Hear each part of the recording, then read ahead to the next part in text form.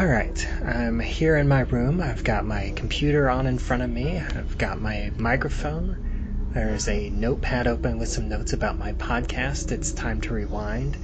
Looks like they're open to the 40th scene of Memento that starts in black and white at 83 minutes and 9 seconds, with Leonard frantically talking on the phone and asking why this person is calling him, and ends at 83 minutes and 31 seconds, with Leonard saying that even he didn't believe Sammy.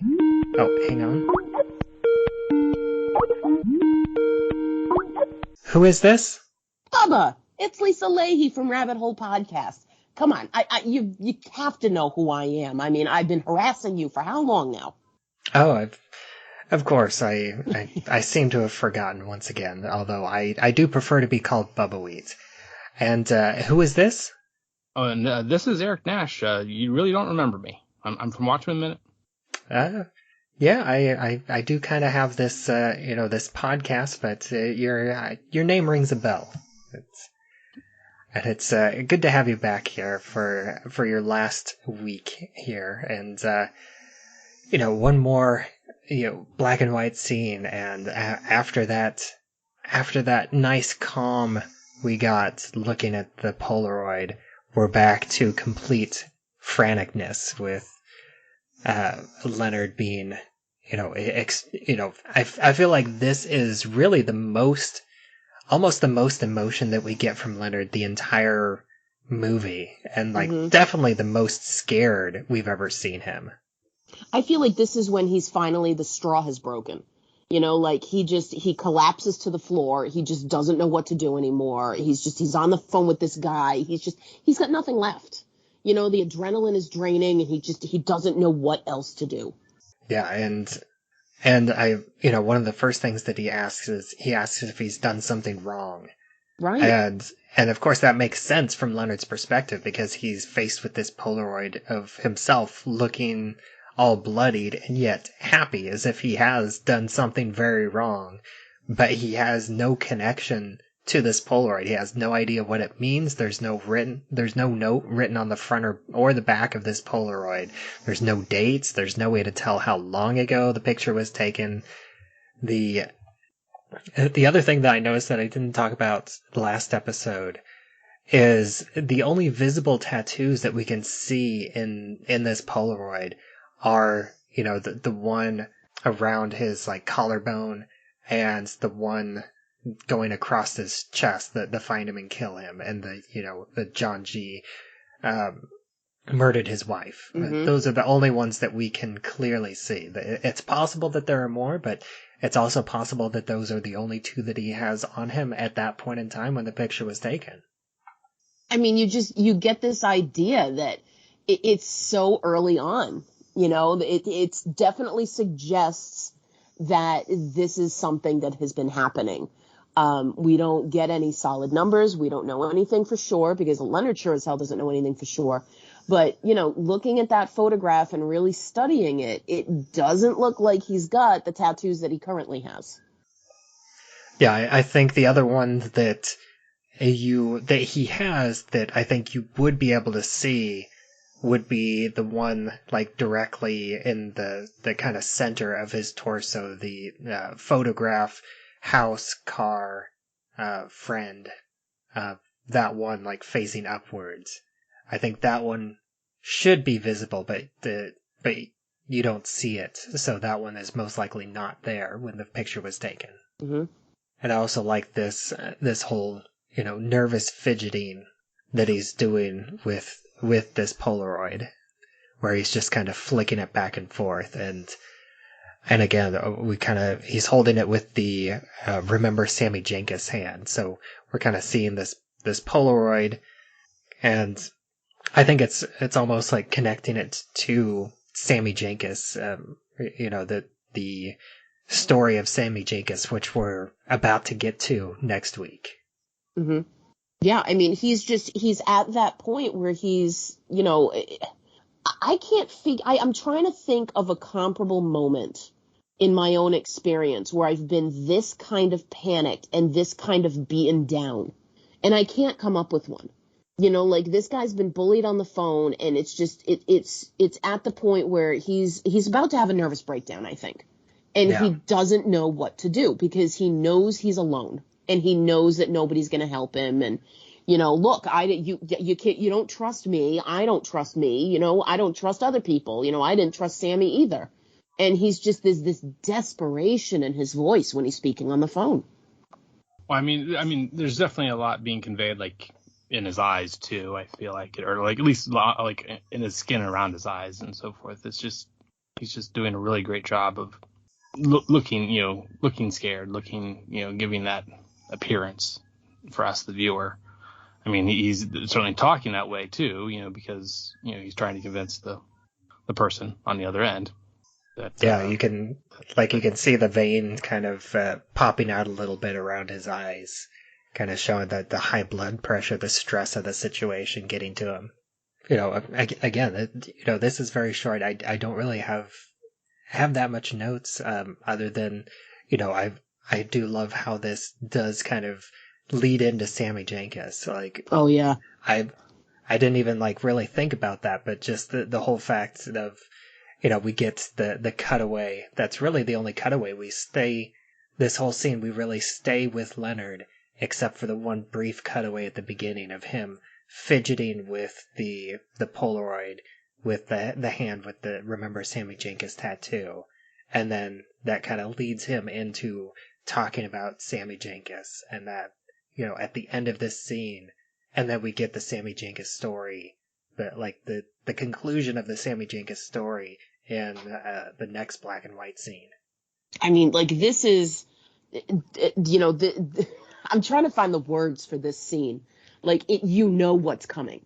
And when it cuts away and goes into the color scene, you're like, ah, it's like, no, let him finish. I want to hear what's going on. What happened? Because he's about to reveal what happened. And it's, you watch this film, especially in the beginning, and the black and white scenes are boring. It's like, oh, can we just fast forward through this? Or, oh, I don't want to get through it. Yeah, all right, it's just some guy talking while he's sitting on a motel bed. And it's like, now you get to the point and you're like, oh, hang on. Things are moving fast now. And it's just, you have to, all of this information is coming at you so quickly. You're trying to take all of the stimuli from both the black and white scenes and the color scenes and trying to put it all together because it's all about to blow up in your face. Yeah. It's really, something else. And, this kind of leads into Sammy. And, Eric, I have been asking everybody as they've been coming on to the show, because there is, every character in this movie is an unreliable narrator. Yeah. And we have different points of view of what Sammy Jenkins means and why Sammy Jenkins as a character is so important. And Teddy definitely implies that Leonard is Sammy Jenkins, or at least, some of his memories of what actually happened to him in his life. And Teddy implies that, his wife didn't die in the attack, and that she is the one that has insulin. And, the story that he's going to finish next week actually happened to him and his wife. What's your thoughts? Where does that blurred line between Sammy and Leonard fall for you? Well, I mean, I think I think what he says, I want to believe that yeah, they both had the same condition, but he's been able to instinctually learn from it, whereas Sammy couldn't. And for whatever reason, I mean, there's just that one difference in their conditions. And it's just Teddy being such a somewhat good but also somewhat bad, BS artist, Mm-hmm. Just been trying to use, or having probably successfully in the past used him as a tool mm-hmm. to murder some people. But he's going to put an end to it at the beginning of the story, in a sense, or somewhat beginning, because this is the whole black and white scene, I think, is the more beginning. So if I'm if I'm hearing what you're saying, you feel like, Leonard and Sammy are two very different people, and they just happen to be connected. So you don't think that Leonard's wife has diabetes? No. Okay. That's interesting. I'm curious to see if your opinion will change as you listen to the show, because there are definitely some very strong hints one way or the other in terms of what we see, and what we see especially from Leonard's memories directly. Mm-hmm. And then, again, this is another short scene. It's really just, This is the means to the end. This is getting us there. Yeah, and again, Eric, I'm sorry that you don't have like some really good meaty minutes. I think if I was cutting this up differently, maybe I would have brought you on for next week's scene again, but I couldn't resist. And for people that are listening to this and haven't been following the Facebook group or anything, but next week's episode, the next Black and White episode, we do have Stephen Tobolowsky to talk about the big Sammy Jenkins scene. So definitely stick around for that. Yeah, I can't wait to hear that. And Eric, thank you once again for joining us for these past 4 weeks. It's been it's been quick, because this really is just the ramp up to the finish. But I think that there is still there. I think we did get a few good bits. I think the Polaroid especially is really an integral part to this movie, and the introduction of that here in these scenes is very important to the through line of this movie. And Eric got the only scene where there's another person other than Leonard. He got Mark Boone Jr. Yeah. Because otherwise it's just Leonard. Yeah, and I guess we didn't really kind of talk about that, the fact that he is really the first other person that we see in these black and white scenes, and he is one of the connections between the black and white scenes and the color scenes. Oh yeah, since he is in both. But again, why don't you go ahead and take a moment to let everybody know once again where else they can find you and your work online. The whole Movies by Minutes community is great, and I have my 2 shows. One that's completed, Watchmen Minute. Go check that out. Done with good old Travis Bowe. And then Almost Famous Minutes on a very long, indefinite hiatus, what have you. But hopefully soon we'll be getting that back to. That'd be nice if I could arrange some time and not let things get away from me too much. It's been a while since I've seen it, but Almost Famous is a great so movie. Good. And as always, Lisa, thank you for joining me for this whole season. Oh, definitely. I could never say no to you, Bubbawheat. And as always, I am Bubbawheat, and you can find me on Twitter where I'm at Bubbawheat, and you can find this show on all the available podcatchers out there. We also have a Facebook group. It's Time to Rewind, a time loop group, and you can join that and discuss episodes as they come out, and also have discussions about other time loop stories that are out there.